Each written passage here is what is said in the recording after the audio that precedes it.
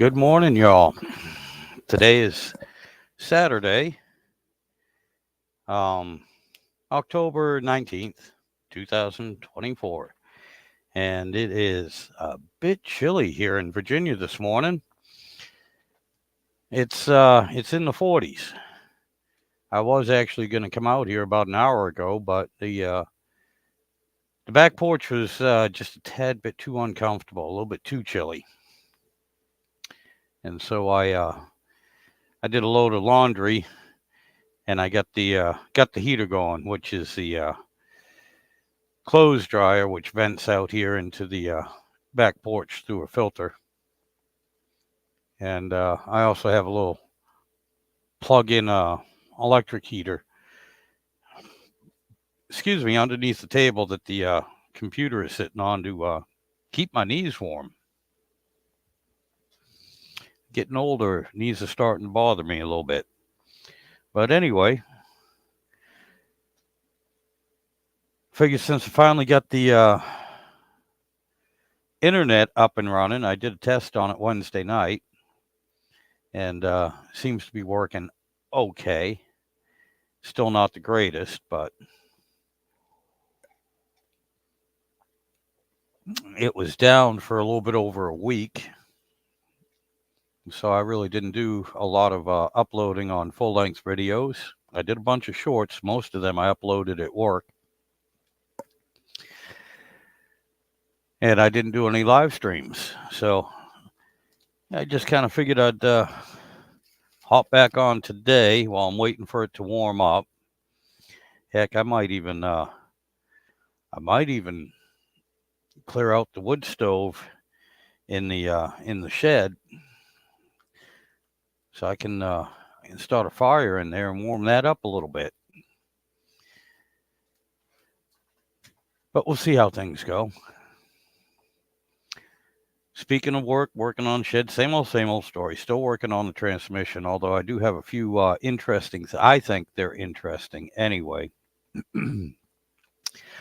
videos that I have to finish. I have to finish recording and then edit and then post them.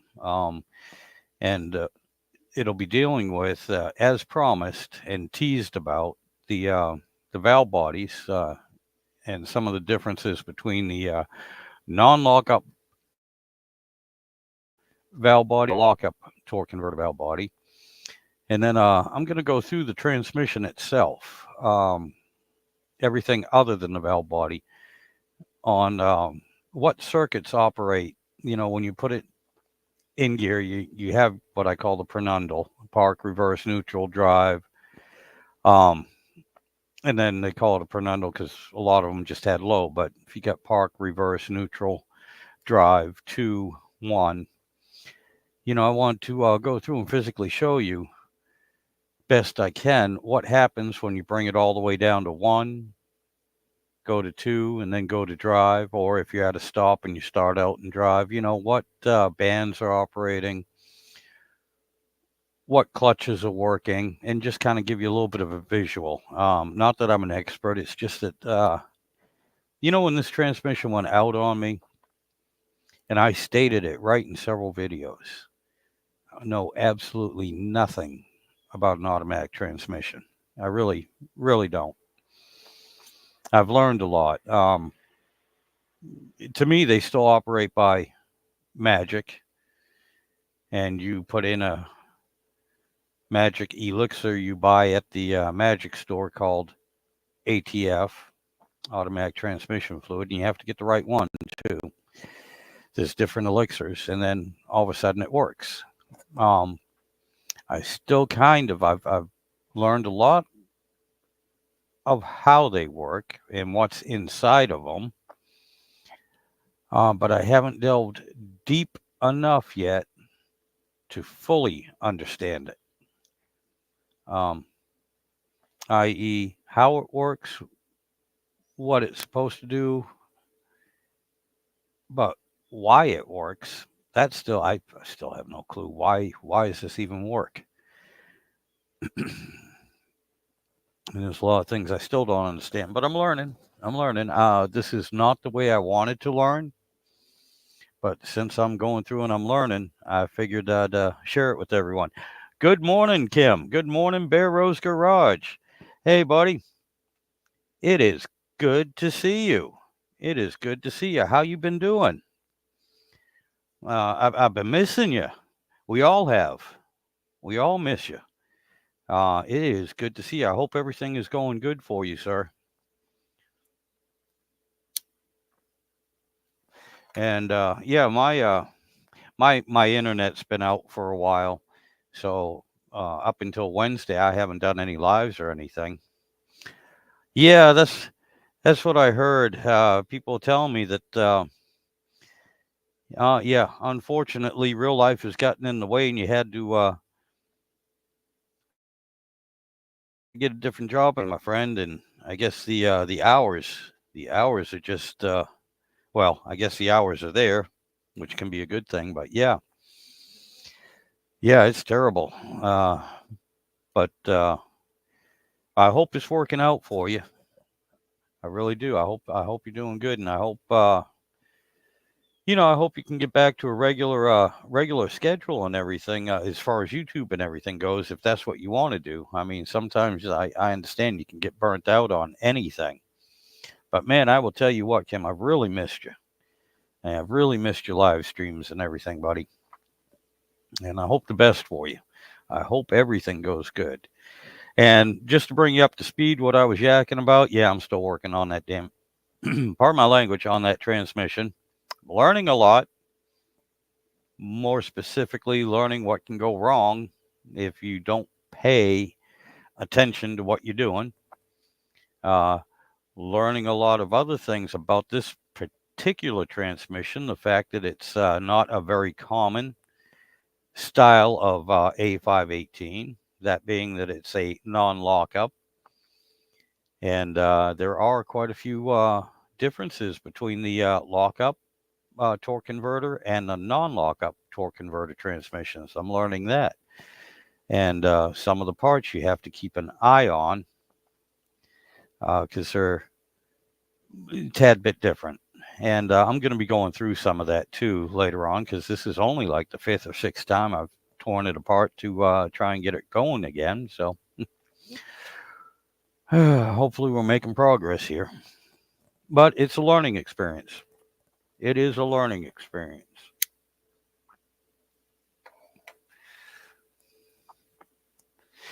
All right, cool. Yeah, harvest.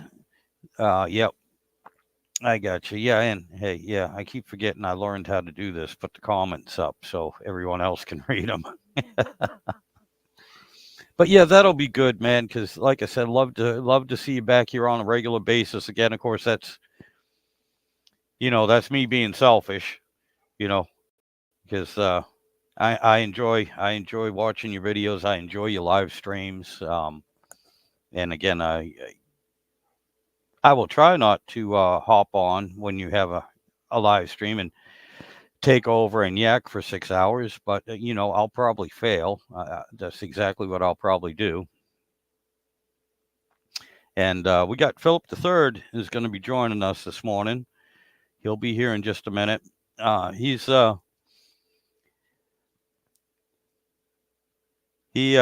he tries to hop on if he can catch me, and I kind of cheated this morning and sent him a text and let him know I was coming on.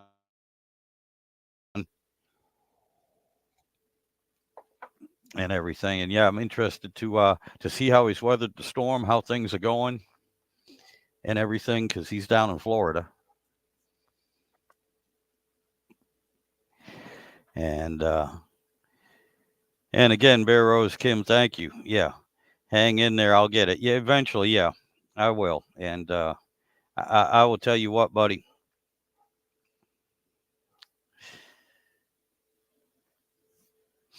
Yeah, yeah, I understand that.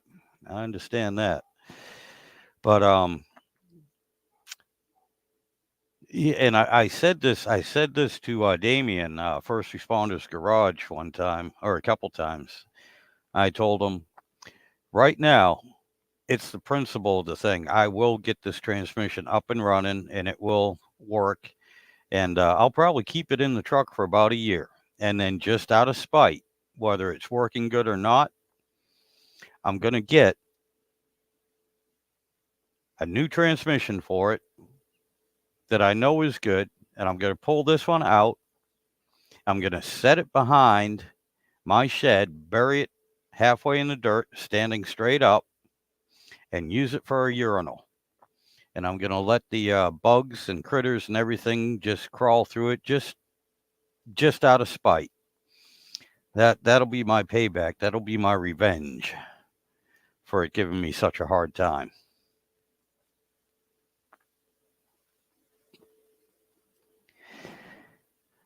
That'll show it who's boss. All right, we got Philip.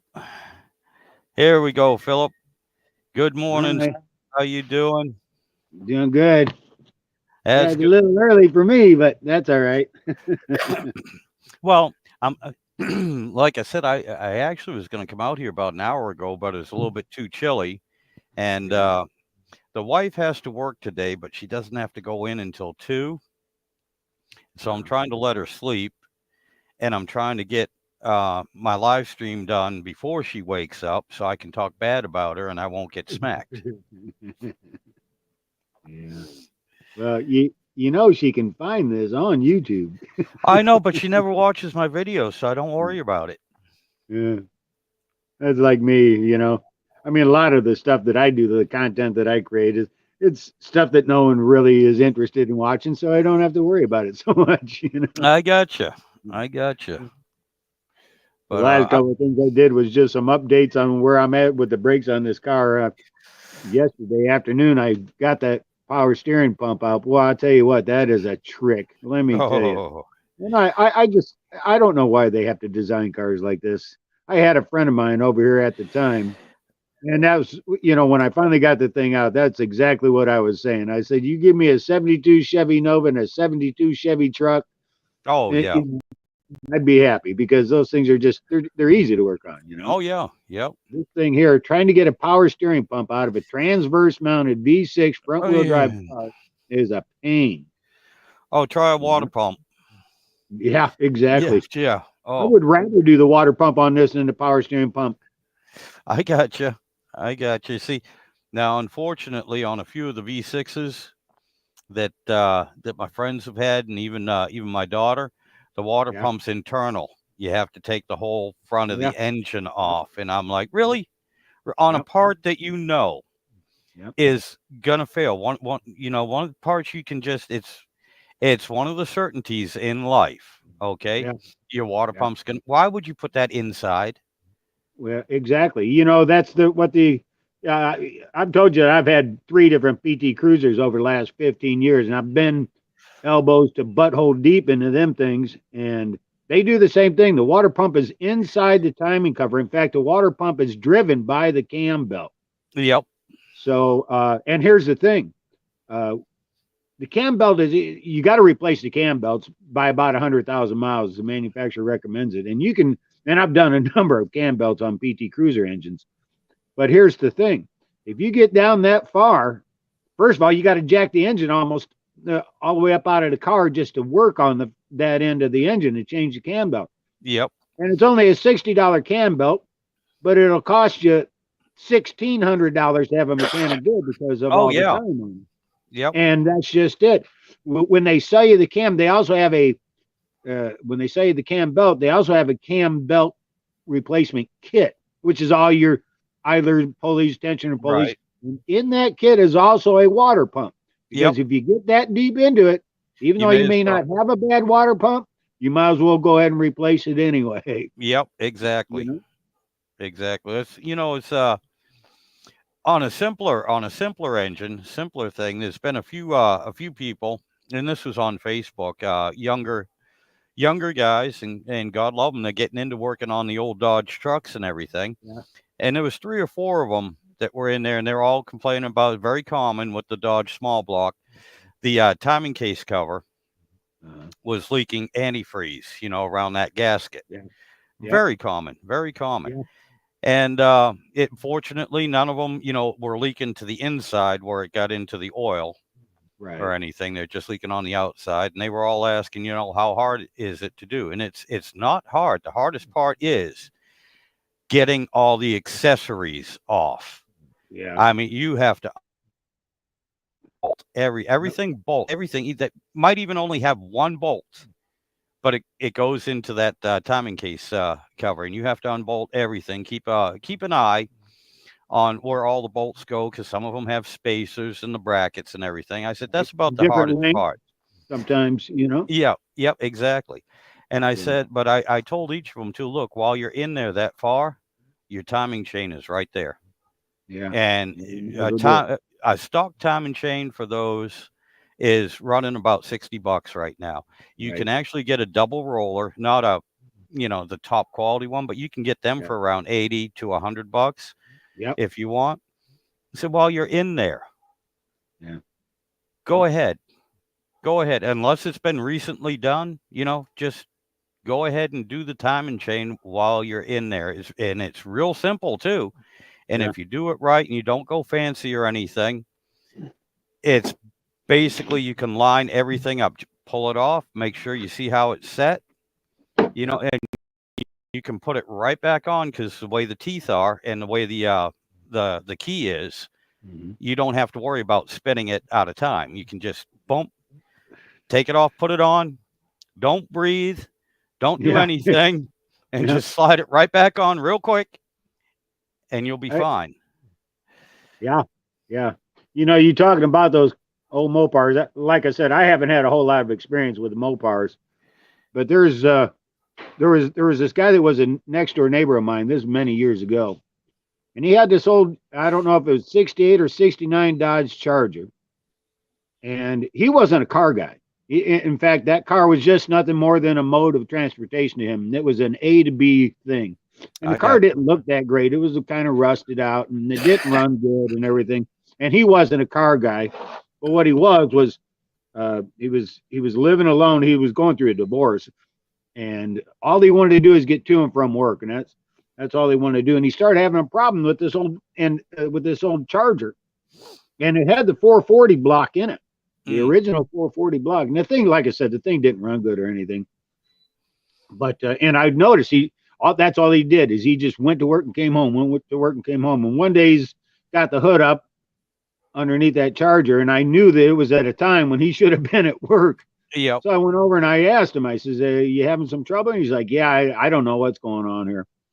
But to make a long story short, all it was the gasket for the water pump on that 440 block was leaking, and of course it was overheating. He had lost all the antifreeze and all this other stuff. Oh, So I yeah. did him a favor and replaced the gasket for him. I told him, I says, just go to the auto parts store and tell them that you need a gasket for a 440 block, for the water pump, and I'll change it out for you.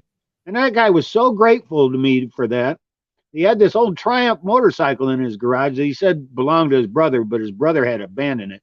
He gave me that Triumph motorcycle for replacing a water pump gasket, No kidding. Yeah. Yeah, I've had a couple of old Triumphs.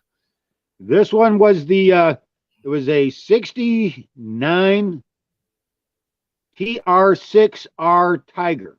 Oh, okay. So, which the Tigers were much rare. They're pretty rare. Yep. And the only difference between the Tiger was actually a lighter weight frame, but it wasn't any different than that of the Bonneville. In fact, here's the thing: the Bonnevilles had two carburetors on them, and the Tiger had only one carburetor on it. Yep. And here's the thing: the carburetors for the Tigers were hard to find because the carburetors were jetted. It was a single carburetor that fed fuel to two cylinders. Yep. So it was jetted to flow a little bit more fuel, as opposed to the Bonneville, which had two separate carburetors that were jetted down to feed only one cylinder each. So what guys would do is they'd try to get a hold of as many of those Tiger carburetors as they could and bolt them onto their Bonnevilles. Yep. You see. And so that's what made that Tiger so rare. And I tinkered around with it. It didn't run. The damn thing looked like it had been sitting in the bottom of a lake. So I took it all apart and cleaned every single nut and bolt on the thing, was putting it back together, got it running. when another fella that used to stop by on a regular basis, he was eyeballing it, and I ended up selling it to him. So. Oh yeah, yeah. I picked up a. Oh my God, I think it was a 1970, maybe a 72. It was a chopper. It was a basket Yeah, case. It literally yeah, came in milk crates and cartons.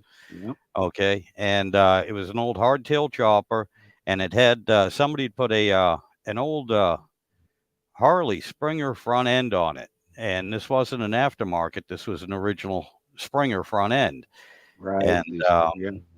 what they had done was an old trick. They had taken some Model T. Oh my God, I'm having a brain fart. Uh, it's an old chopper trick for those Harleys. There's something, God, and I can't think of it off the Model T, and you weld it to the Springer forks, and it gives you that chopper. It gives you that extended front end. And I Yeah. forgot what the hell they're called. I'll think Yeah, of I it, don't know that after one. the live stream. But anyway, that front end was worth more than the entire bike was, and I didn't realize it at the time. But I put that thing together, and it's the same thing. It was a 650 with the single carburetor on it. Right.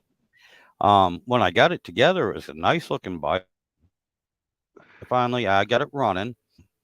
But again, I had been used to the Harleys, and it Yeah. just didn't have the power. Yeah. And Yeah. and one of the places I met this old guy. He used to be a Triumph dealer, and Uh-huh. then he retired, and everything. But he still had a lot of bikes up there and everything. And I kept going to him to get parts and ask him questions, and we became friendly. Okay, Right. I can't say I went up there and had beers with him or anything, but Right. I was always welcome. And about a couple years after, I was riding that bike for a little while. A couple years after, I came across another one. It was a 1979. Last year they made them, Bonneville. And I was headed to my sister's house, and I saw the guy who's cleaning out his barn. And I stopped by, asked if the bike was for sale. He said, "Yeah." He said that was my brother's bike, and he died about 6 years ago, and hadn't ridden the bike in about 15 years. And he said, "Yeah, sure, $500." Huh. And I mean, the thing was totally stock, completely stock. Uh, some rust on it and everything, and it had the chrome plated fenders on it, and the paint was a little bit beat up and everything from sitting in the barn having stuff thrown on it. Yeah. But yeah, I picked that up, and I had to get a throttle cable for it, and it was single into two, Right. and I couldn't go to the bike store and get it, so I went and saw the old guy up there, and he asked me what I was doing with the chopper. I said, "Well," I said, I want to get this 750 running, see how this is."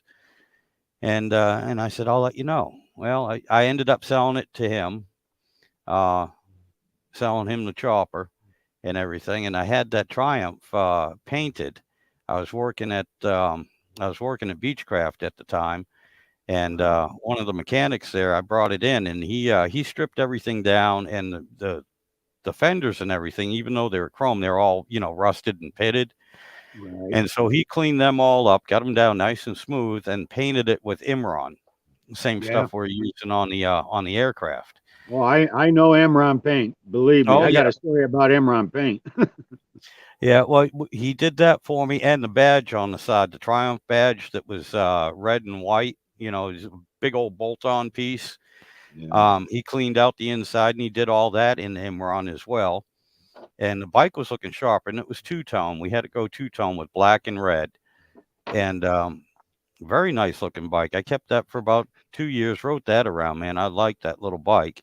And then I picked myself up another Harley, and, when I got ready to move down to Virginia, I couldn't take both bikes. So I brought that old, Triumph, that '79 Triumph Right. to the same guy, and, he gave me $1,500 for that bike, and all That's pretty told, I good. had maybe about, $1,000 into it. Yeah.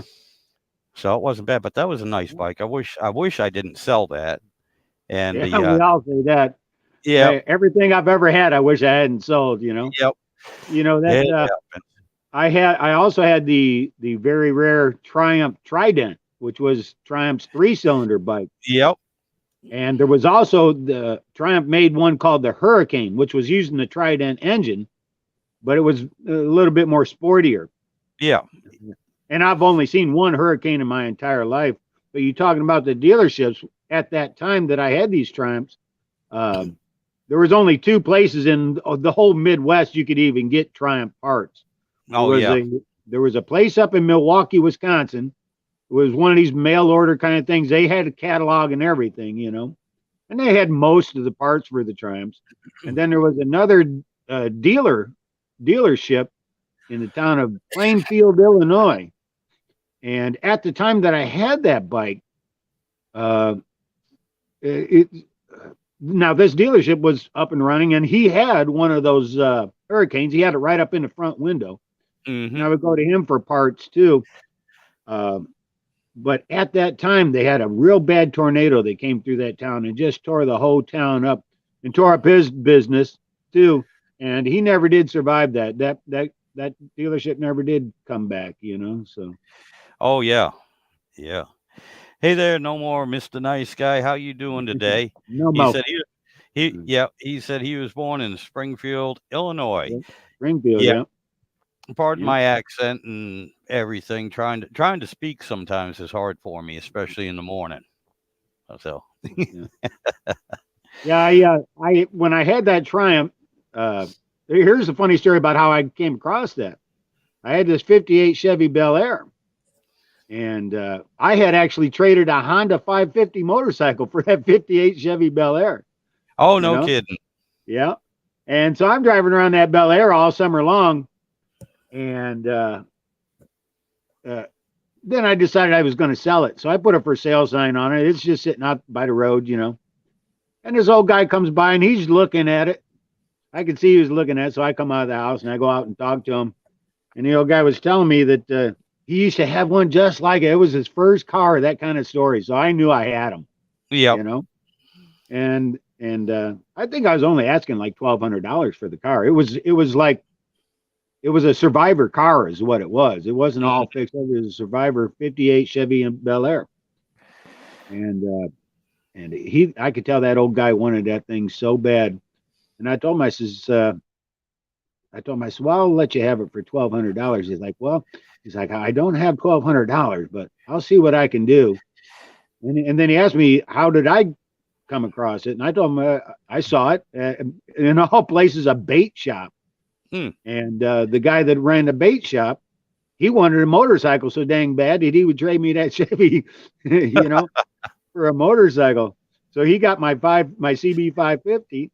I got that Impala, and I was telling the old guy that, and he's like, well, he says, would you be interested in taking a motorcycle and trade for it? And I'm like, well, I don't know. Let me see what you got. And the old guy just lived a block down the street. So I go down there, walk down to his place with him. He throws the garage door open, and he had a couple of bikes in there, but the one he wanted to trade me was that Triumph Trident. Oh, I'm like, sure, I'll do that. You know? Yeah. No kidding. You know? So that's how I came across that bike. But if you know Triumphs, you're constantly working on them damn things. Yeah. Well, same with the old Harley, so I was used to that, you know. What Triumph did was, if you could get a hold of one of their manuals, like the owner's manual, not a service manual, but their regular owner's manual, and I did see them. On the owner's manual, they'd actually put its regular schedule of maintenance, what you got to do, you know. Yep. And you're working on the thing. If you go according to their regular schedule of maintenance, you're working on that thing every 200 miles. Oh yeah, yeah. You got to readjust the valve lash. You got to do this, and you know, all that stuff. Oh, I'll tell you that old chopper I had with the single carburetor on it. Now, don't get me wrong. The 750 had pretty much the same setup. Didn't have a choke on it. It had 2 ticklers. Right, the ticklers on the carbs. Right. Yeah, and it didn't bother me too terribly bad on the 79. Because that wasn't really a show bike. I mean, it was pretty much a Survivor, but the only thing I did to it was kind of clean it up and paint it. You know, had the rust and everything painted. And that didn't bother me because all of that was above the carburetors anyway. But But yeah, that chopper had chrome all over the place, and the cases had been polished. The aluminum cases had been polished on the inside, the inner cases, and it was just a very nice looking bike. Didn't run worth a damn, but it was a nice looking bike. Um, but every time I went to start that thing, you had gas pouring all over Yeah. everything, and then after Gas would riding come it, out of them ticklers all the time. I'll yep, tell you what, you didn't want to be smoking around that bike, no, you know. And here, no, let me tell you about that Triumph. Here's how I learned about Lucas Electrical Systems, because they put Lucas Electrical Systems on them Triumph bikes. yep, And the first thing that, if you know anything about Lucas Electrical Systems, the first thing you learn or will learn is that they're a positive ground electrical system. And if you don't know that, you can really screw the thing up. And I remember how I found out about it. I was having some problems with it, some electrical problems with it. And I took it over to my dad's house because my dad, he's pretty good at that kind of stuff. And uh, we was doing some troubleshooting on the electrical system. And that's when he noticed it. And he's like, look, this is a positive ground system. So yep. there's our problem right there, you know. But once we realized that, then we was able to get the wire straightened out right, you know. But and Now, I go I ahead. was going to say I'm trying to remember now because I don't remember if that 79 if they had swapped over to a negative ground system because it was marketed for Yeah, American. right. Uh, uh, but Yeah, anyway, I do remember the older one, the chopper. That yeah. that one actually would run without a battery because it still Oh had yeah, the magneto set up on yeah. it Magnetos. Yeah, and but you had everything. to And kick I start it. oh yeah, yeah, yeah. Neither one of them had an electric start on them. Yeah. Yeah, I And don't think mine had an electric. I don't even think that Trident had an electric start. no, it's yeah. It might not have. I can't think of too many Triumphs that. Yeah. Oh, give me a second. My Well, daughter is asking me oh, something about a car we just picked up for her last week. The engine light came on, oh and no. so yeah, she's asking, should I take it right over because it's still under warranty? Uh-huh. So yes, my answer to her is yes. Take it back to the dealership right now. Yeah. Have them go through it because you only had it for a week. Yeah. And so, yeah. Yeah. I don't know what the rules are on dealerships, but I think there is something about that you got 72 hours, I think it is. Even after taking possession of the car, you got 72 hours to return it, you know, if you don't like it. Yeah, well, I this think that's this a law. this place here, it's a used car dealership, Yeah. but it has an excellent reputation both for service and their salespeople and everything. They've been around since the oh my God, since the late 50s, and it's been a family owned deal, and they have a Yeah. really good reputation. And that's one of the things the salesperson said too. Look, any problems? He said, especially within the first 30 days, he said, bring it right to me. He said, I don't care what it is. He said, if a blinker goes out, he said, Yeah. bring it here. Bring it here. We'll take care of you. I So, when I got here on the Florida Gulf Coast, the northern Gulf Coast, we don't have a whole lot of. First of all, there's not a high density population, so you don't have like a whole lot of anything, including car dealerships. But the ones that you hmm got here, they are pretty good about all of that stuff. You know, there's one guy that he deals in nothing but used cars, and he's just got a little lot, but he deals in really cool stuff. You know, oh, it yeah. won't surprise you to see an old Chevelle sitting there, or a '67 Chevy pickup truck in mint condition, or some hot rod or something like that. You know, and then he has the other stuff that moves real well, the little Toyotas and the Nissan cars, you know, and that kind of stuff, the kind of stuff that he can flip real easy. But Oh, uh, yeah. now he's a nice guy. He's a super nice guy. And I stop by every now and then, but I'll tell you what, you are not going to get him down on price, not on anything, you know. Oh, I got you. When he shoots you a price, that's the price. Yeah. You know? So, Yeah. Well, I mean, down here too, I hate to say that. And matter of fact, I've dealt with this exact salesperson before. And, he was trying to help us out because my daughter's I think I told you all this last time I was on live, did a live stream. Her engine threw a rod out the side of the block Yeah. and Yeah. You everything. tell me about that. Yeah. Well, anyway, he's trying to help us, help her get into a affordable car, Yeah. a decent one, Yeah. uh, fairly quickly, basically that day, and not so that he can make a commission because he really wasn't making much. That's actually what was explained because he showed us what they paid for the car and what they're selling it for. And there's not a whole lot of difference in the price. Yeah. But one of the things is this was a manual transmission too, so it was going to sit there for a while. Nobody wants the damn things. Yeah. Yeah. And That's true. but anyway, yeah, no, he was and he was trying his best.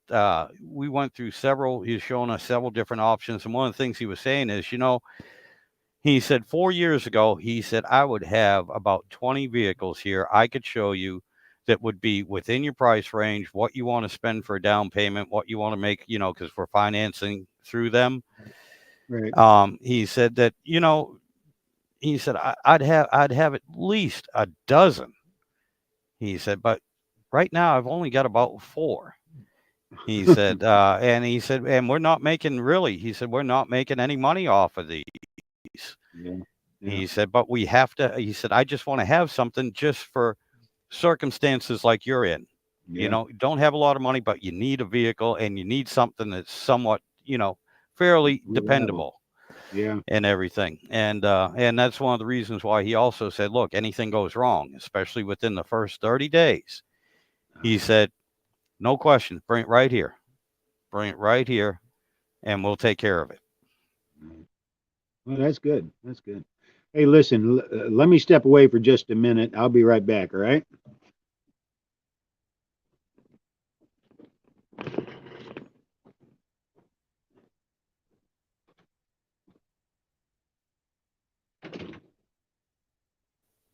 All right, I'm back. That was my fault.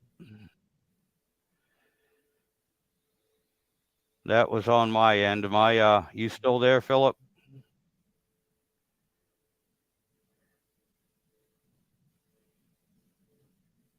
Anyway, I'm sorry, that was on my end. That again, the internet went out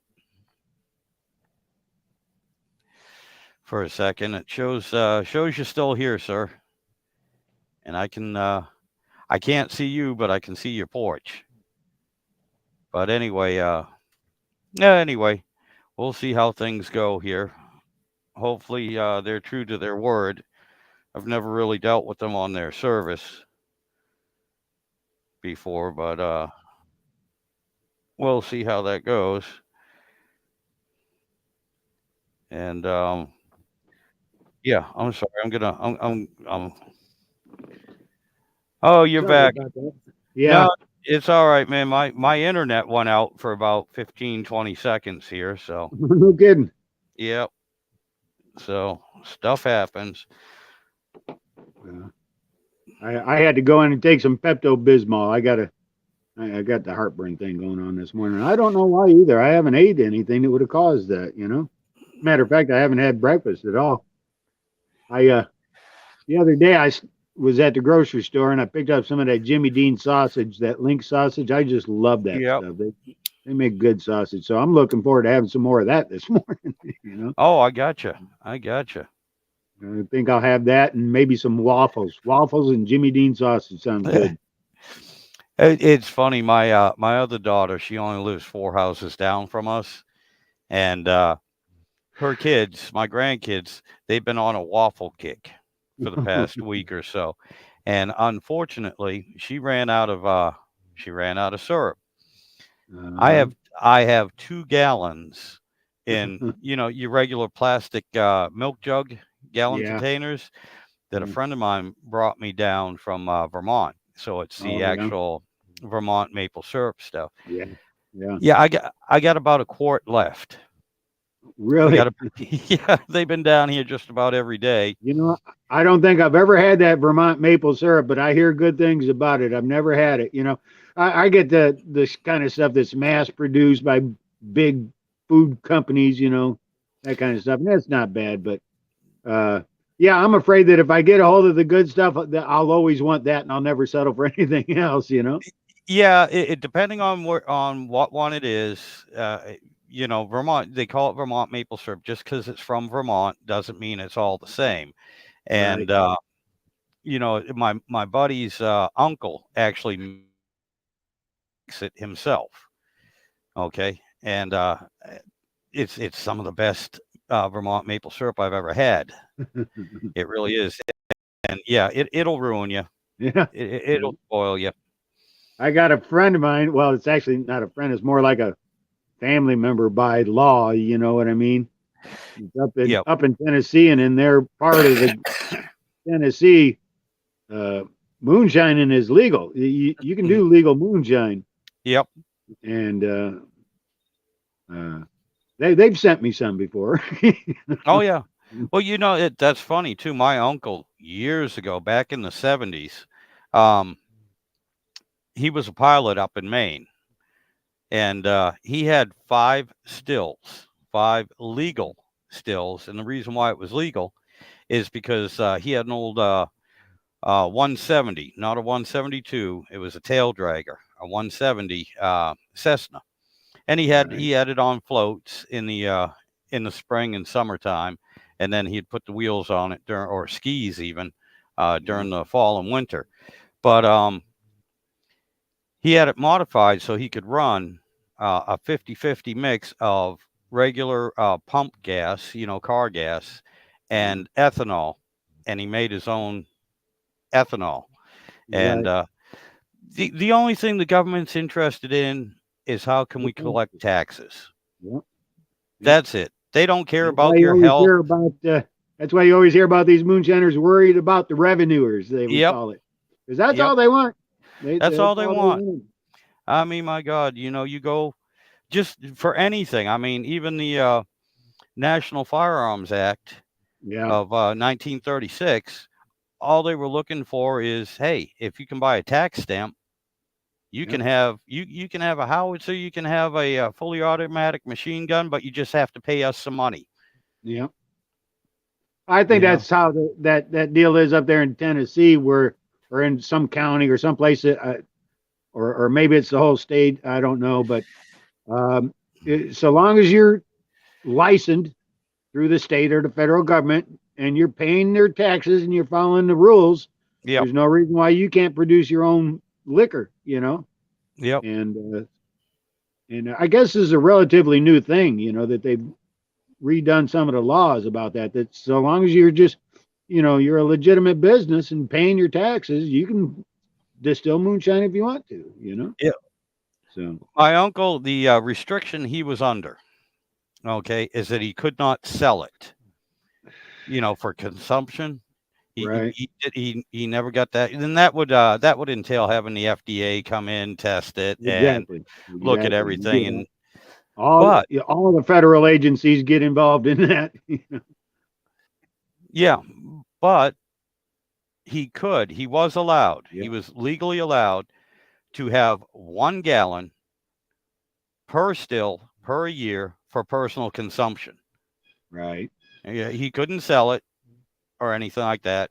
But if they happened to find 5 gallons that were, in a crock jug instead of a gas can, he wasn't in trouble. If they found 5.5 gallons, well, then he was in trouble. Well, that's like my homemade hot sauce that I make. I make a great hot sauce and I package it up and everything.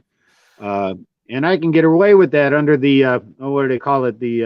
I forget that type of, it's like a classification of consumable product that you're allowed to produce so much, as long as it, like a homemade thing, as long as you're not exceeding a certain number and blah, blah, blah. Yep. I can't remember what they call that now, but there's still the issue of the labeling. I still have to have a label on it, and the label's got to have all of its ingredients and that kind of stuff, and any preservatives that you might put in it, that kind of stuff. And I can't get past the labeling to be able to market it and sell this stuff. Oh, okay. So, but that's just it. See, I can't sell it, but I can give it away. Oh, yeah. Yep. So I have them in little sample jars, in little sample bottles. It's great Oh, hot sauce too. But yeah, I've stopped producing it because of that. I've hit a dead end with the labeling aspect of it. Um, so yeah, a lot of times, they can be real particular on the labeling, not just what's in it, but what size the print is, what colors you can use, where exactly, it's, you know, exactly. how it's laid out and Yeah, everything else, what particular scale you have to use, all that stuff. yeah. Well, here's the other thing too. I think I might have mentioned this before to you, but I can't. Even though I use nothing but Tabasco peppers, I make a Tabasco pepper hot sauce. I can't call it Tabasco sauce. Mm-hmm. And that's because McIlhenny's owns the rights to that word. And if you go to a grocery store, you won't. You might see the word Tabasco on the ingredients, Tabasco Right. peppers, but they can't call it Tabasco sauce. Yep. So McIlhenny's owns that, and they've owned it for well over 100 years. They started back in the 1800s. Oh, okay. So back in the day when copyright laws and patents were a little bit easier to get. Yep. Yep. I gotcha. Um, it's funny too, and I know this is big on the internet. Uh, i- if you remember the soda, Sierra Mist, Yeah, yeah, I have remember you you ever talking heard? about that before. That Oh my that, God, yeah, that gal, that was her name. yeah. Her And I name had to was take Sierra, her. and she didn't even spell it the same thing, the same way. And but because she Yeah, got a little bit of fame, uh, you had that's Sierra when they Mist coming to trying her. to Yeah, sue her over the rights, and yeah. well, they screwed up and forgot to renew their copyright, and now she owns it, and they had to change their name to Starry instead Well, of. there's the these big manufacturers, like, well, let's just take General Motors for example. Hmm. There are lots of great inventions that come out, and they buy up the rights to them just to bury the stuff, Oh because they yeah, don't want it on the market. And that's how a lot of that works. yeah. Oh yeah, there's a lot of shady stuff going on, and Yeah, it's all shady, but what can you do? You just right now I'm just trying to get by in this world, oh, I hear you, I hear So you. Yeah, I mean, same here, and that's it's something I've always said too. I'm just doing the best I can with what I have, yep, yep, both exactly. both materialistic, what I have for materials, what I have for skill, and what I have for intelligence. And Yep. I don't have a whole lot of any of the three, so I just do the best I can with what I Well, have. you got good survival skills though. Yeah. What don't kill you will make you stronger. That's Hmm. my old motto. Oh yeah. That's always worked for me. And not only that, but it'll also build character. Yeah. Oh yeah. Yeah. Yeah. As a matter of fact, today's going to be a character building day when I go to do that power steering pump. Mm. Yeah. Have fun with that. Oh my God. Oh. But hey, I made a discovery here too. Now check this out. So when I'm putting these new brake calipers and rotors and everything on the car, when I was taking the old ones off, I just disconnected the caliper and left them dangling from the old brake lines, which is Right. something you don't want to do. But I knew I was going to be replacing the brake lines anyway. Yeah. But at some point, once I got the new calipers on, I thought to myself, well, let's pump a little fluid into them. So I get in the car and I step on the brake pedal, not realizing that I don't have the new calipers connected yet. Oh The yeah. old one's still dangling from the lines. So Yep. what happened was one of the pistons on the front caliper hyperextended, came all the way out, and broke the seal on it. Yep. And uh, but the other caliper piston didn't move at all. Ooh. So I had a bad brake caliper and didn't even know it. Yep. Now on the rear caliper, I knew that there was one that had a crack in the casting and it was leaking fluid from the crack in the casting.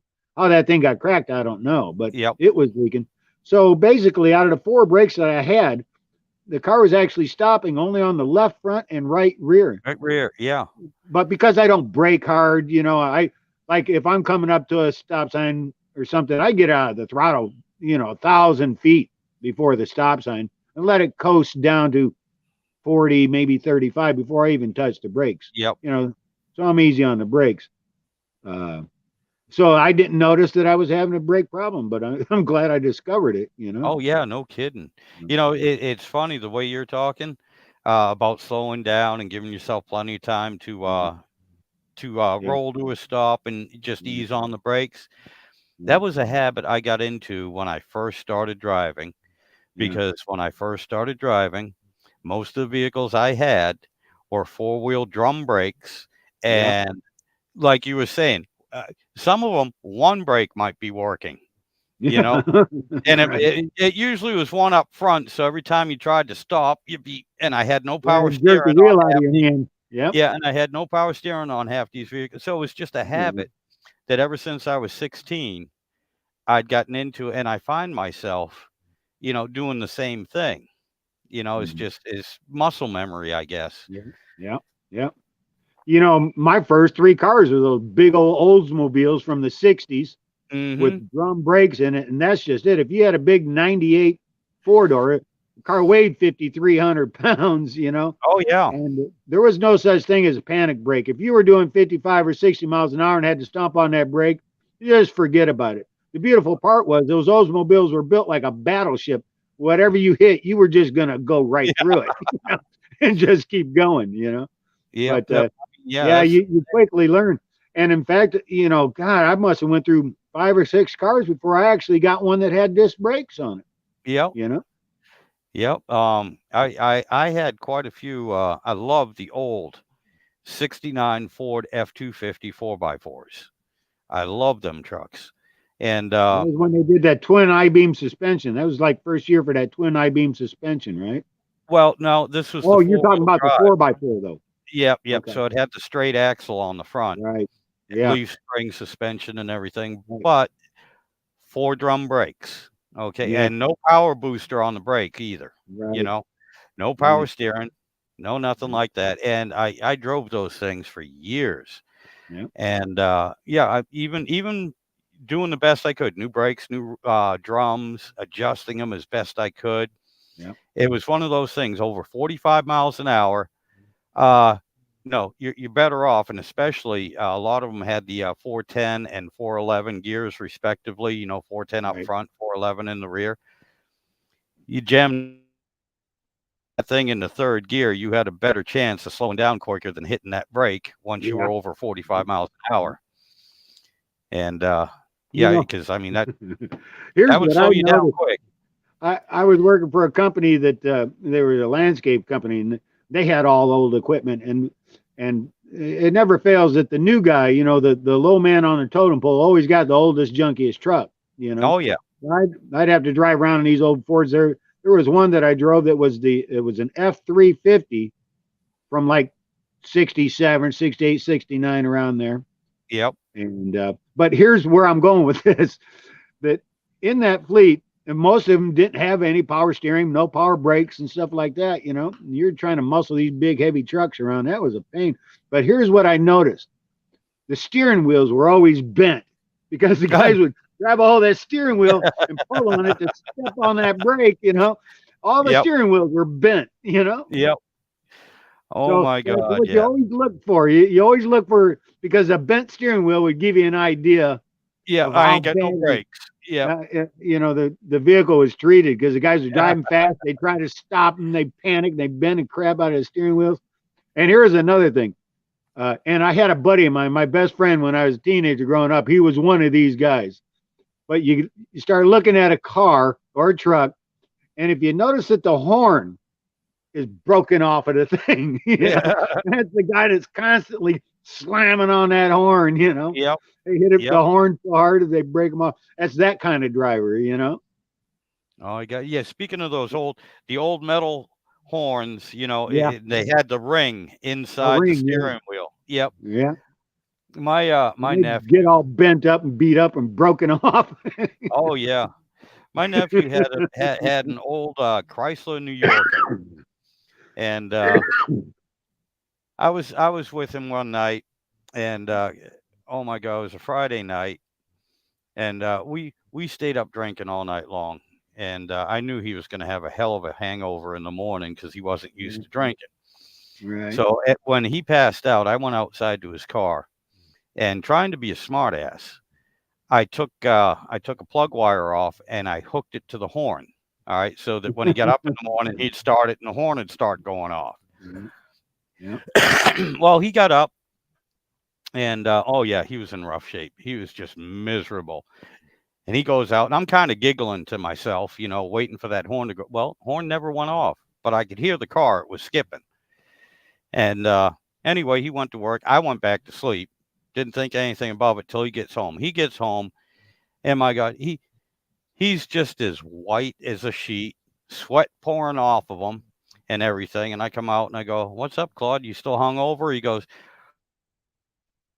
"Oh, Jesus." He goes, "Yeah, a little bit." He said, "But that ain't the problem." I said, "Well, what's going on?" He goes, "I don't know what the hell's wrong with the car."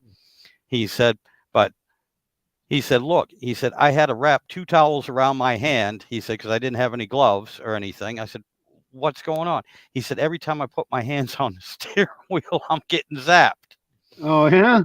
Huh. Yeah, the old metal, steering column.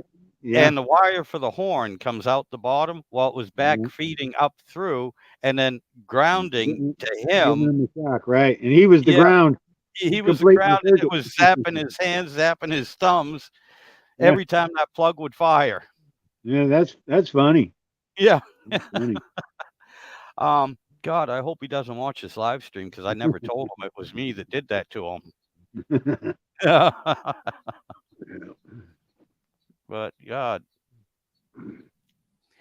that worked out better than what I thought it would, but it was unintentional.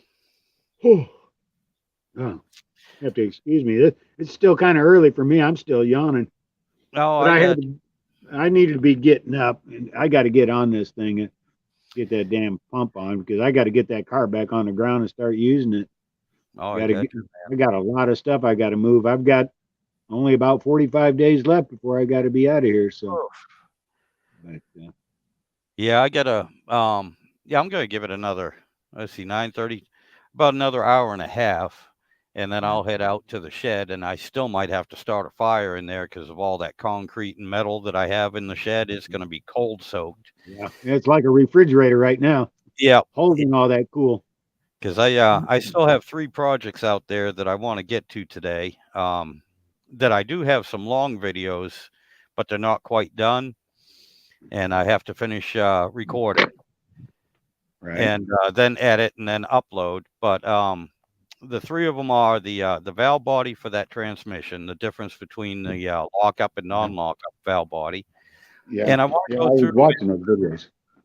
and I want to go through and show the operation of that transmission using air instead of Right. The hydraulic pressure.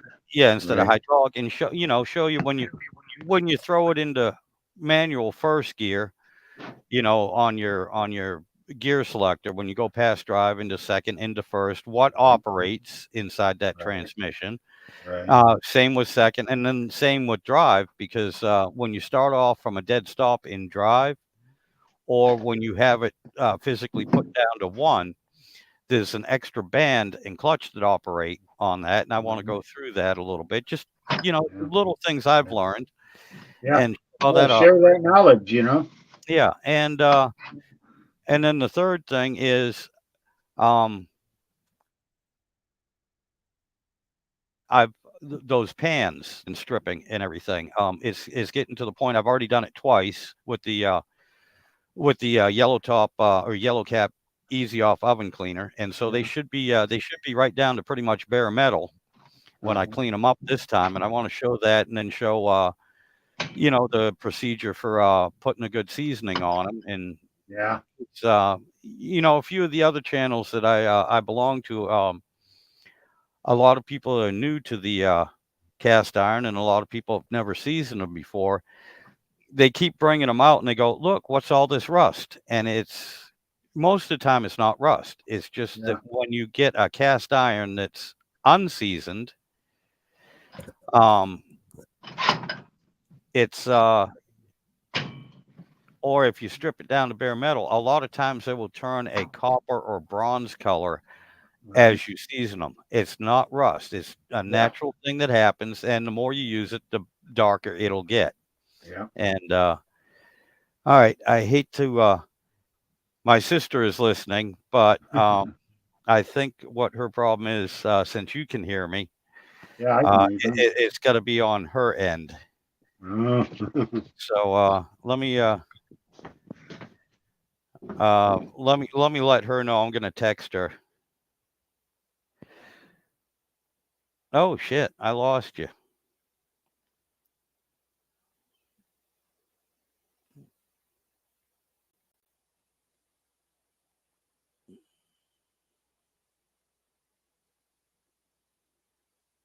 But anyway, I will try sending a text too, but she's on her phone. All right, so I will type it in.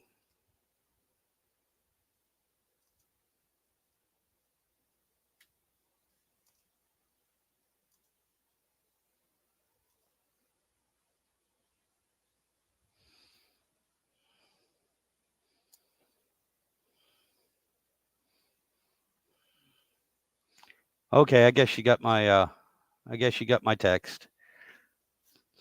Yeah, Philip, I'm sorry, buddy. You moved inside and I lost you. You cut out. You can hop back on anytime, and I don't know, Carol, let me know if you get the sound back. It should be probably one of your volume buttons, or touch the screen and it'll show a little speaker with a line through it. Just press that. I know this ain't helping if you can't hear me, but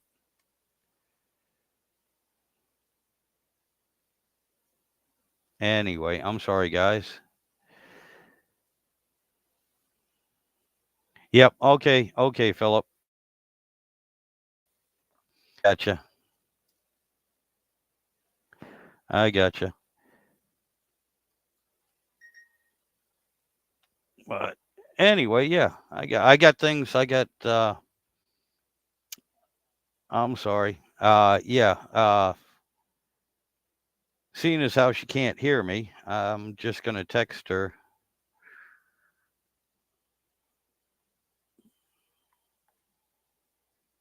I'm just texting her. Look for a little speaker icon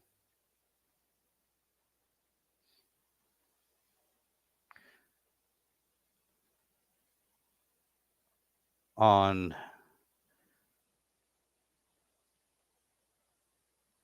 her screen, and if it looks like the Ghostbuster thing with the line through it,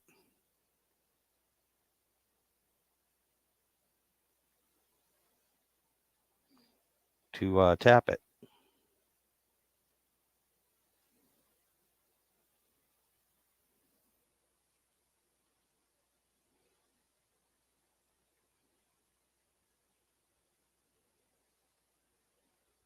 Anyway, guys, I'm sorry. Okay, I see what's going on, Philip. I got you. I got you, buddy.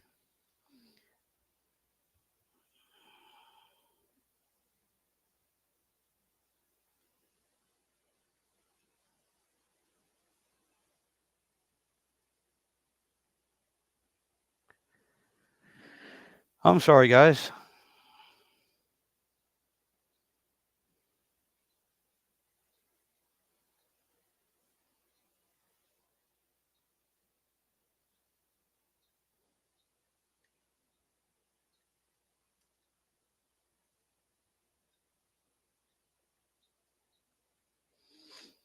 Anyway, yeah, I'm sorry. I'm back. All right, Philip. All right, buddy. All right, Philip. It was good talking to you, my friend. And all right, well, my sister Carol, yeah, you got your sound back. That's awesome. Good deal. We got you better. That's good. Was it the was it just the volume, or was your sound turned off?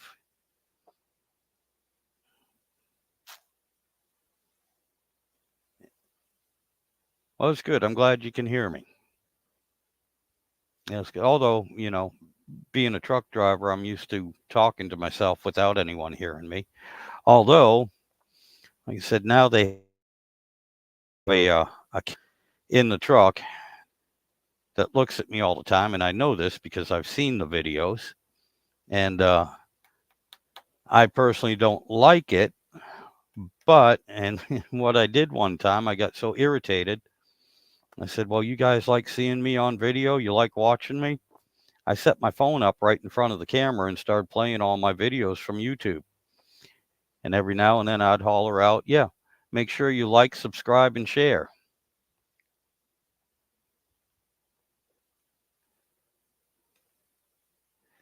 Oh, okay.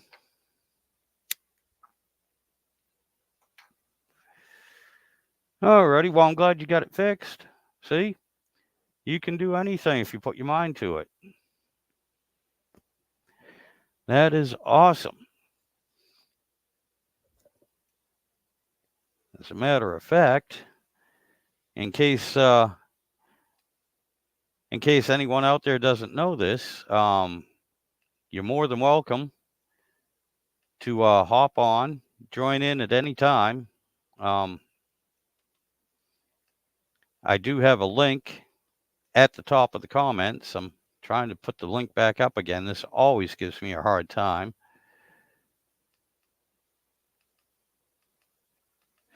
And I don't know. This computer is probably smarter than I am. Well, I know it is.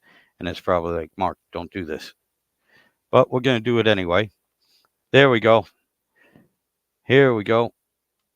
Right there in the comments, right there, StreamYard.com. If you want to click on that link, you're more than welcome to join in, and you don't have to do a video. You can just do voice if you want.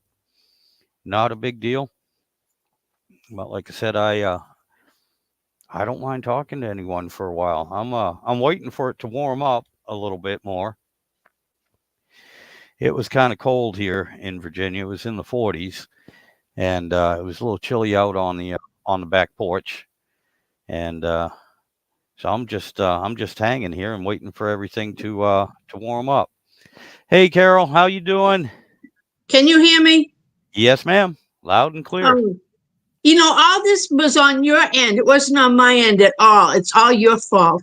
That you blamed it on me. Yeah, of course. You think you're so smart, huh? Well, no, see, I don't have to be really that smart. I just have to be smarter than you. Oh, well, that's not hard. Oh, boy, I missed quite a bit. Oh, that's okay. That's okay. We were just yakking, nothing nothing major, talking about stress that we had with the old drum brakes, manual drum brakes instead of power disc brakes, and the old manual steering instead of power steering, and a few of the bikes. You remember the old Triumph I used to have? They all look the same to me. I gotcha. Well, they sounded different because it definitely wasn't one of the Harleys. Okay. But, that was the one I used to take you for a ride on quite a few times when you first moved to Franklin, I believe, or it might have been Holliston still. Holliston. No. That's not the one Doug gave you. No. That was a little Harley that he gave me. Okay. Yeah, but no, this was right after that one, I believe. Okay. What color was it? It was black. It was black and red. I remember riding on the back of a red one. Oh, that was another Harley I had. That was the newer one. And it kept having a problem stalling out or something. Oh, no. That one there, that was the Triumph. That was the Triumph. Okay. That was the Triumph. And you're probably remembering because I had it painted two-tone, black and red, but there was a lot of red showing through. That's probably what's sticking in your head. Okay. But, yeah. Well, I don't know what the weather's like there, but we've had frost 3 days in a row. Oof. Yeah, we no, Yeah, we've been lucky because of cloud cover at night. They'd been yeah, calling for frost, but then the right. cloud cover came in and kept us above the frost point. Yeah, we didn't get that. Yeah, I had to bring in all my squash, and I have to bring them out every morning to season them. Okay, yep. So I'll be doing that. Rhonda, she's supposed to come by. She took her son and his girlfriend up to Sturbridge. They're out from Illinois. Yep, you were telling me about that. Yeah, not Sturbridge. Salem. Salem. Yep. Yeah, so they're gonna stop by here on the way back. Oh, that's cool. Well, tell them I said hi. Yeah, I will. Yep. Let's see what else is going on. I'm getting older every day. Yeah. Well, that's a good thing because it beats the alternative. Oh yeah, I remember a nun saying that one time. I was in the elevator with her, and I said, "Oh, I had another birthday. I'm having another birthday," and that's what she said. Well, there isn't. There is an alternative Yeah. because I said I hate birthdays. Yeah, Yep. she straightened me out on that one. Oh, yeah. But It's funny. I was reading online earlier. Some people, that was talking about their 50th birthdays coming up, and they're getting all worked up about it. And so they were yeah, asking, well, how'd you guys feel? And I was like, look, and this is the honest to God truth. I've never had an issue or even thought about any birthday that has a zero behind it, 20, 30, 40th, yeah, 50th, yeah, or yeah, even the upcoming 60th. It just, it's just another birthday. Good deal. But as long as they keep coming, okay, yeah, I don't have a problem with it, 70, 80, 90. Now, when I hit the double zero birthdays, if I'm still around for that, ask me again how I feel about it. And my opinion might change.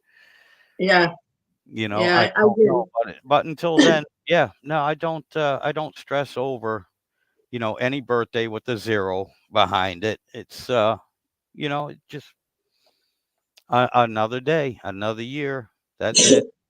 Well, you got good genes on both sides of your genetic genetic code.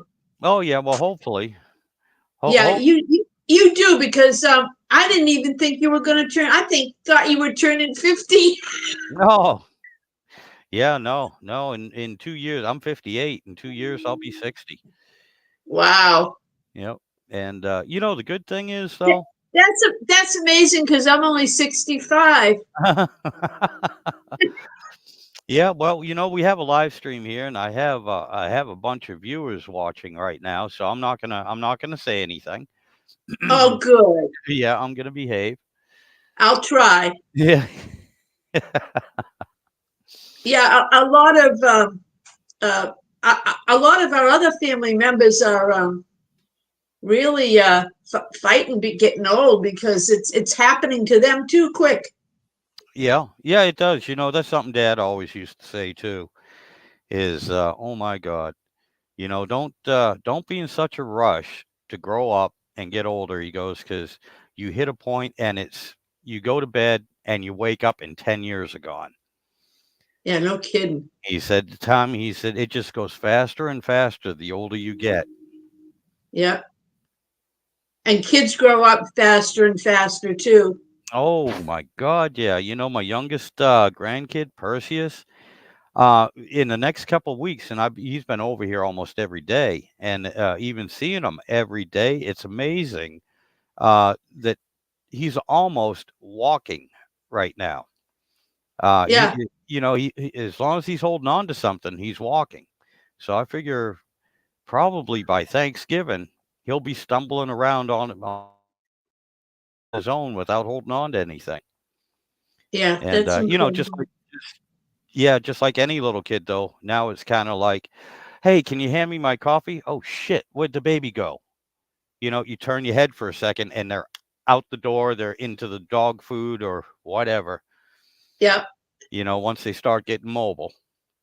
Right, right. I know we're so impatient when we're younger, Hmm. and we develop all these patience when we're old. Oh All yeah. of a sudden, patience is important. I wish I had had it when I was younger. I wouldn't have beaten my kids like I did. What about your little brother? Oh yeah, him too. Yeah. Yeah, him too. I had no patience back then.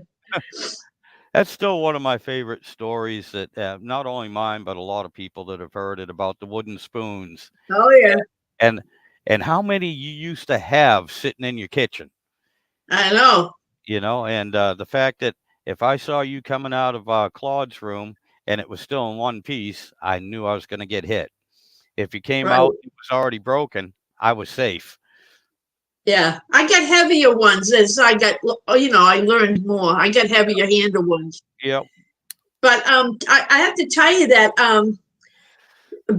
Benjamin is the captain of his football team in Upton. Oh my God. Good deal. Can you? Yeah. Awesome. Yeah, that makes me feel old in case you were wondering. Yeah. How do you think I feel? Yeah. Yeah. I keep telling them not to grow up, Yeah. but they don't listen. They don't listen. So I have to keep looking at their baby pictures. Their elementary school pictures. Yeah. You're fine with that as long as you don't post them, Carol. Oh, Especially shut on up! their I birthday. know. I'm still making that mistake with a group thing. I Oh, want to send somebody something, and I end up in that one that has a circle and the four colors in it, and I yep. end up pushing that, and everybody gets it, and I go, oh God! And then someone calls me and say, will you please take me off of that? And I don't know how. Yeah, I don't know know it. how. I know Oh it. God! I know it. If you remember, Claude and I and about 10 other people went through that same thing, almost a year ago, where Matt or somebody had put us on a group chat and it just kept going for like 3 days. And we were all like, Oh, stop it. I Please. know. I want to get. I'm gonna. If Rhonda comes by, I'm gonna see if she can get me off of that. I don't do group chats that I know of. But No, I don't do that anymore either. When I had my old flip phone and you used to do a group chat, it was easy enough. You sent it out once or twice, and then you could take yourself out of it, or you could, if you were the one that initiated it, you could, delete people. But nowadays, I'm like you. I don't know how to do it, and so therefore, I don't even start a group chat. I will take my time. If I want to send it to 10 people, I will sit there and I will go through my list and send it to 10 people individually. yeah, through Messenger, right? Through anything, even text, anything. I just do it Oh, one okay. at a time Okay. because, Yeah. I mean, Chris and the girls still do that to me every now and then. Right. They'll put I me don't on feel a they will so. put me on a group and I can't get out of the damn thing, and I'm just like, Yeah. "Look, I don't figure a want to be way." on me. Yeah, don't wanna be here, yeah, it was fine for the first one, but at 2 o'clock in the morning when Chris can't sleep or the kids are up and you wanna talk and text, take me off the damn thing. Yeah. Well, I'm all through picking peppers. Oh, good, good. I must have canned about 20 jars of peppers, and I've got 10 stuffed peppers in the refrigerator ready to throw in the oven tonight. Yeah, that sounds good. I gave them all to my neighbors. Mark, they were beautiful. I should have taken a picture. I had yellow ones, red ones, green ones, purple ones, and they didn't look real. Yeah, I got you, yep. They were beautiful. So I didn't want to waste them. I still got some Italian stuffing peppers on the table and a couple of tomatoes, and that's it. But you know what? Did I tell you got that tree cut up? Yeah, you told me about the fiasco that was, yes, Yeah, yes. yeah. so I didn't get any wood chips. So I think I got to use up all my canning goods now. I'm not going to do a garden next year unless I do like root crops like carrots, onions, Yep. beets. I I got would have had some. I would have had some beets if Bigfoot and his sidekick didn't run through them. Oh But God. Yeah. I got 4 beets now. Oh God. What about herbs and stuff? You Oh, I got that. They're growing everywhere. oh, okay. I got rosemary and lemon balm and oregano and of course peppermint. That grows everywhere. I got dill. I got I said oregano, didn't I? Yep. I got I got sage. Okay. Okay. I got your father's chives. Oh, awesome. I keep those growing. Yep. And of course, I got mama zinnias. I keep those growing. I just went and cut them down and brought in some to dry so I'd have seeds for next year. But it's funny. I've lost a lot of the colored ones. I have mostly pink and orange, and I used to have so many different colored ones. But evidently, the seeds don't always produce the same color for some reason. But yeah, I want to grow some more kale. I made a nice vegetable Italian bean soup with kale, and it was so good. I love that. What about taters? They didn't do good. They No? were in they were in a shady section of the yard, and I got like eight potatoes out of it. And I had gone through a lot of work. I had gone down back and dug up in the woods 4 contractors' bags and brought them and filled them and put my potatoes in there. And it was too shady. I got So I learned my lesson. That'll be a root vegetable. I'm going to cut my garden in half. Yep. And just plant in the sun up towards the house and put carrots and all the root vegetables in. Might try turnips if I can get a hold of some seeds. Oh, okay. But and of course butternut squash. Yep. Yep. That I'll grow every year. That's a good one. I tried corn a couple of times and ended up with raccoons, so forget it. Yeah, and it was funny because we heard this noise outside up in the trees, and I go, "What is that?" Then we shined a flashlight up there because it was nighttime, and all you could see were these 4 sets of eyes up there. Mm-hmm. And yeah, they were making a funny noise, so we found out that they were raccoons. Yep.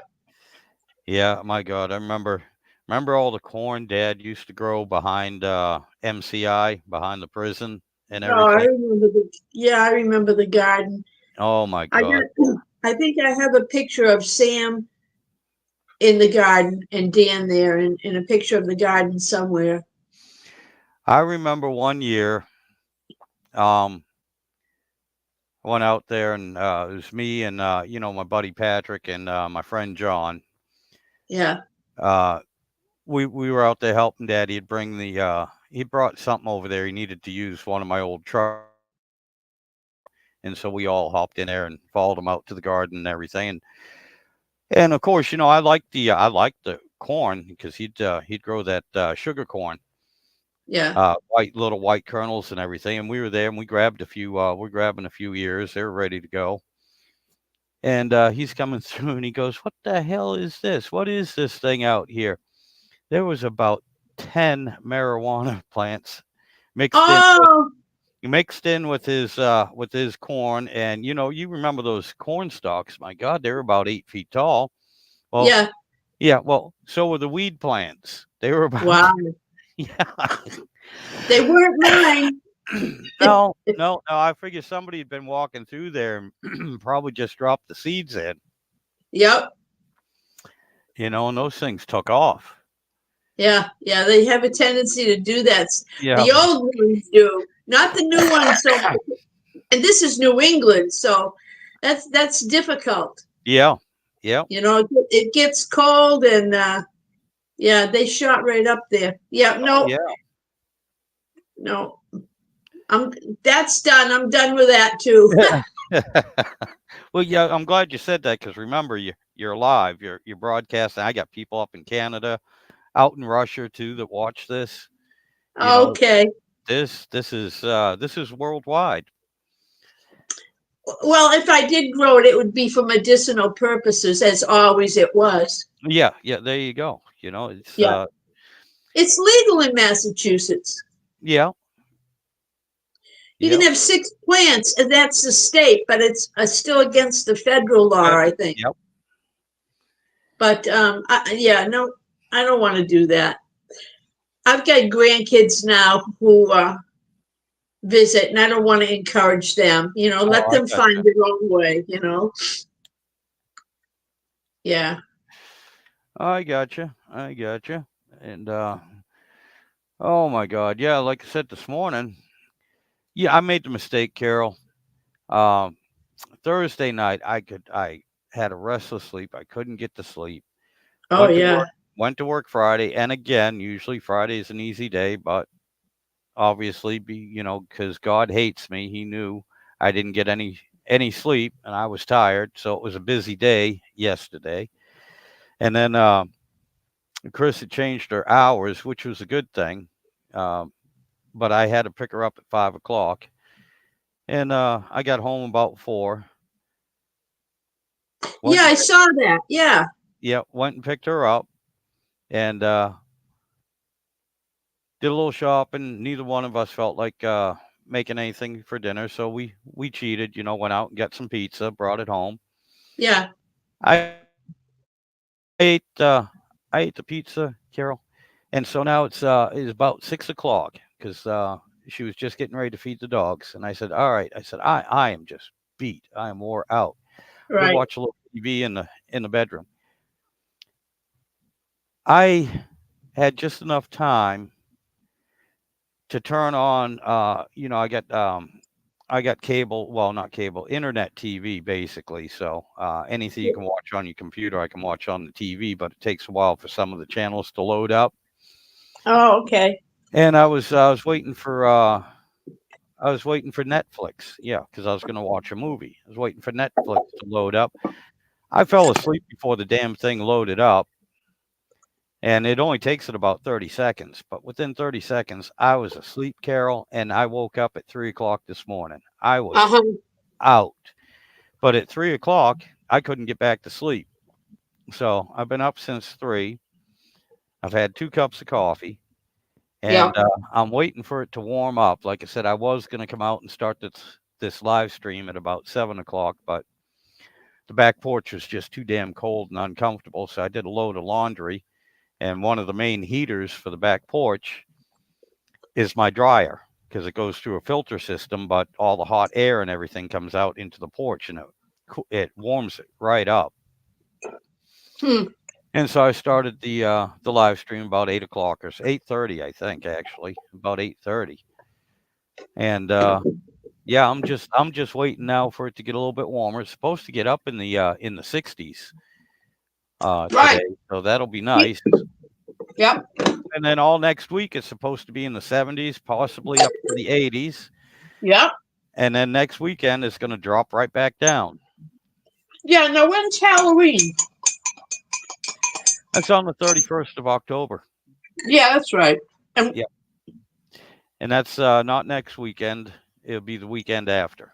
oh, okay. I already packed up my candy Okay. in little baggies.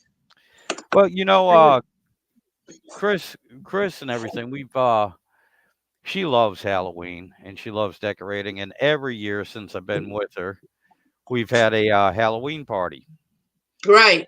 And this year is no different. We're going to have a Halloween party. It'll be on Saturday, right after Halloween, the 2nd, because Right. Halloween's on a Thursday. And it's also John, her brother.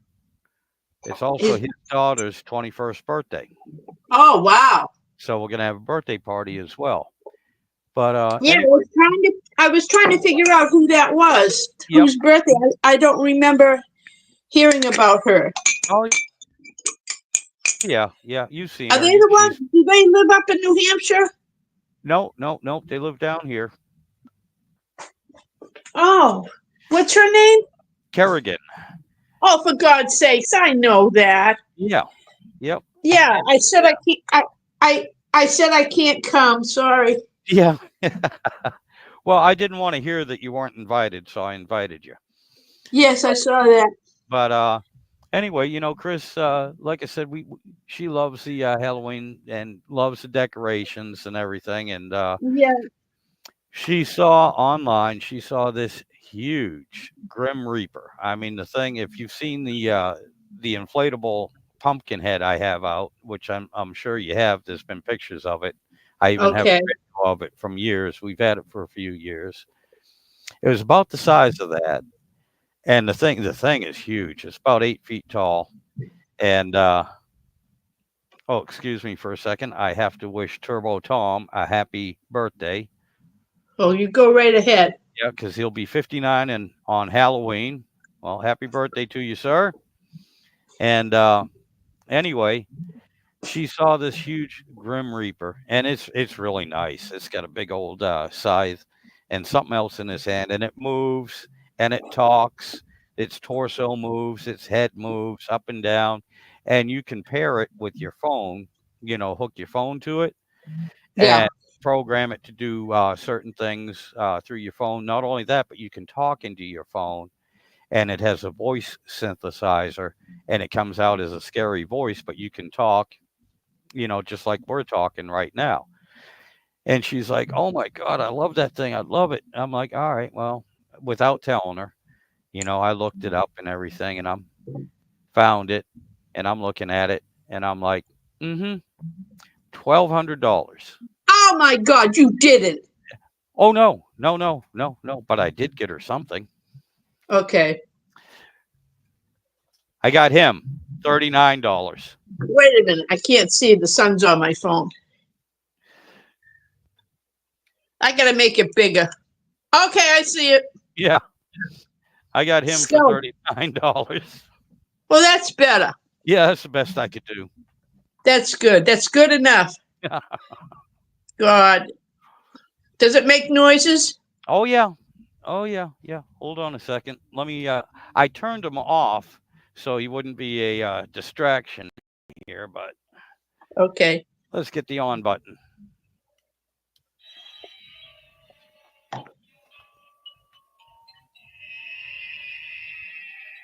And the head moves. Okay. The eyes light Oh, up. yeah, I see that. Hey, that's a pretty good deal. Yeah. That's a pretty good deal. I think you did good. Yeah, and let me tell you something else that's funny. Yeah. I have the two dogs. I have the little beagle Uh-oh. that has a neurological problem. She's a little brain damaged, literally. Not making fun of her. So No, I know. she spins in circles. She can't go in Right. a straight line. She just spins in circles. Okay. And then we have the other dog, the Oreo, the white dog, big dog, and everything. Yeah. Well, Lydia, the beagle, she loves this thing. Yeah. Absolutely loves it. Oreo is scared to death. of it. Oh. Okay, now check out what this little shit beagle does. Yeah. She knows if she spins in a circle at the base, because this thing here, it's not motion activated, it's touch activated. So she'll run around the base of it to get it moving, but only when the big dog is out here, because it scares the hell out of the big dog. Oh, God. Yeah, and so that's her new trick. Whenever the big You- dog comes out here, she will run right over to this thing, either jump on it or run on the bottom to get it to move, and it just scares the hell out of the big dog, and the big dog takes off. You got to video that. Yeah, yeah. If I can ever catch them, yes, I will. Yeah, that would be nice. It's one of those things. The first time I saw it, oh no, that was funny. It was an accident. After the Right. fifth time of watching them, I'm like, no, that little shit is doing it on purpose to scare the other dog. No. Yeah, she will in a heartbeat because she won't do anything to set it off if she's out here just by herself or with Right. us. But as soon as Oriole walks out, boom, she will go over and just smack it, touch it, jump on it, or run around it to set it off. Right. And that gets rid of Oreo. And I swear to God, I look at her, and her little face is like just laughing until she sees you staring at her, and then she has that, "Who? What? Me? No." Yeah. That's cool. Funny as shit. Oh God.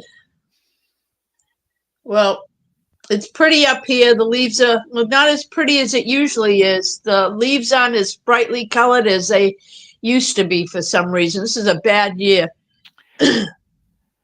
Yeah, I got you. A lot of the leaves down here, well, in my area, they've pretty much just gone from green to a little bit of dull yellow to brown. Yeah, same here. Yep. Yep. Done. It's all done. But they haven't all fallen, so I'm waiting for them to fall same so here. I can do something with them. I'm waiting for them to hold off because another project for today is to cover the damn pool. So I don't want them falling into the pool until I get it covered. Oh yeah. You don't drain it? I drain about a quarter to about half of it. Oh yeah, you got a metal one, yeah. Yeah. Well, no, it's not metal. No. No? No, but again, I'm in Virginia. I'm not in New England, so Okay. very rarely do we get. Do I have to worry about the water freezing enough for it to do any damage to the pool itself? Oh, okay. You know, I mean, don't get me wrong. I've had a half an inch of ice on the top, but I mean, because it's not metal, um, as long as I don't have anybody jumping on it or doing something stupid, Yeah. it doesn't bother it's flexible, so it just expands. But again, Okay. the whole thing doesn't freeze either. So Okay. I do disconnect the pump and the filter, and I bring that inside. I put that, Yeah. drain it out, and put that in the shed. But yeah, it's too damn expensive to fill that damn thing every year. Yeah. No kidding. Yeah, I've got a list on my refrigerator. Shut off the outside faucets, bring in the hoses, cap the outside faucets with those caps that keep them from, even if there's a little drip in there, they'll freeze. And I covered the air conditioner already and shut that off. That's outside. And yeah, the heat's on. It keeps coming on. I got it set at 65. I gotcha. But it's been coming on every night. I never got to do the deck because it didn't stop raining and the deck never dried out. Yeah. So now, it might be a good thing, and I'll do it this spring maybe. Yep. If I'm able. I gotcha. Yeah. And yeah, I got a list out there. God, I erase one and add two. Yeah, that's the way it works. Oh gosh. That's the way it works. I get to probably right after Thanksgiving, and not the weekend of the party, but probably the following weekend. Over here on the big windows over there, I'll be figuring out something to close them up. Can't you put plastic? Because all that is a screen over there, and then with those little bamboo blinds in it. I mean, it's not bad. It really does block a lot. But the weather's starting to get cold and stay cold enough now that I want to block those off. How about plastic? Yeah, that's what I usually do every year. But I want, I'm thinking I really want to build some frames that I can just. Oh yeah, that's right. And then take out. because it's over there to put the plastic up. I got to get up on the ladder now. Yeah. And, it's just it's getting to be a pain in the ass. Uh, so Hold on, Mark. all right. I'll be right back. Okay, I'll wait here for you. But anyway, that's on the list of to-dos.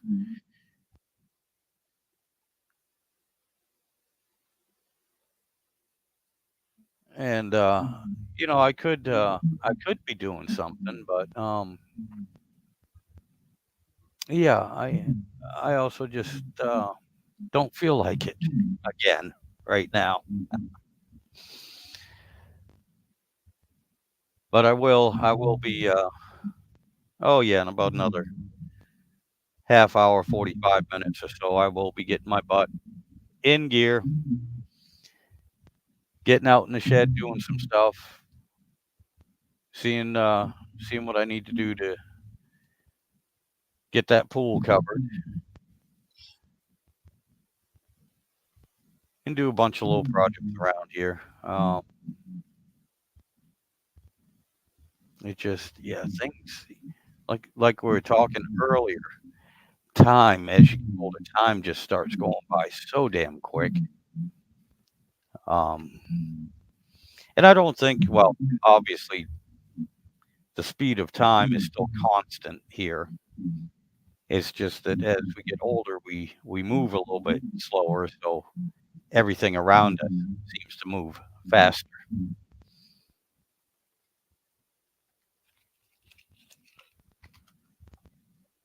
Just like today, normally, 20 years ago, because I couldn't sleep past 3 o'clock, I would have been up and doing something productive at 4 o'clock, because I probably would have gone out to the shed, started a fire, because the shed has electricity. I could work out there with the lights on, start a fire, get it warmed up, and be out there doing something. Instead, I was just like, no, it's cold out there. I'm going to stay inside till it warms up. And then I get to yakking on a live stream, and all of a sudden, 2 hours. Really?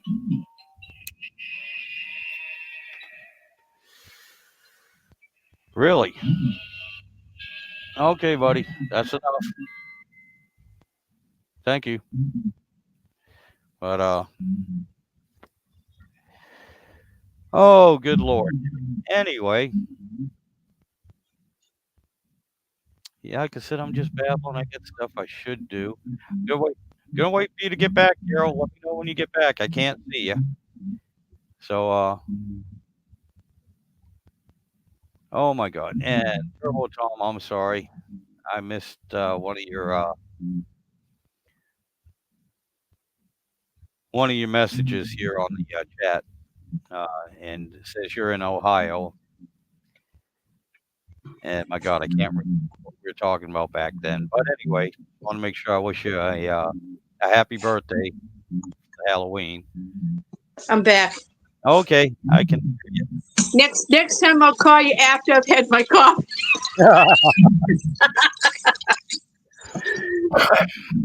Oh God. Okay, now I'm ready to do yard work. Oh, I got you. Yeah, I was just saying, before it gets too late, I got stuff I got to do, and it's starting to warm up. And Yeah. not to mention, I'm starting to get a little bit hungry, so Yeah. I think I'm going to sign off here, Carol. I'm going to sign off. Yeah. I've been on Good for an idea. hour and 45 minutes. That's good enough. That is a lot of time. Yeah. And All right. Next time I'll catch you. I think I'm sitting here watching one of my squash. I think there's a bug in it. Oh. And it's a nice looking squash. I might have to cook that up soon. Yeah. What do you call that stuff? Frash or something that the bug will poop out at the top? It's right at the top. Oh, I don't know. I just call it protein.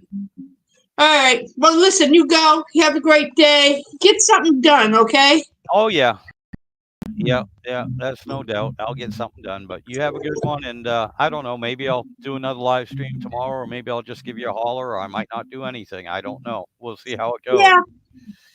Well, it'd be nice to see a live stream, but you do what you have to do. And maybe there'll be other people available too. Yeah, it could be. All But, right, guy. I love you. Take right. care. Love you too. You take care. We'll see you Yep. all later. All right. Bye, honey. Bye bye. And yep,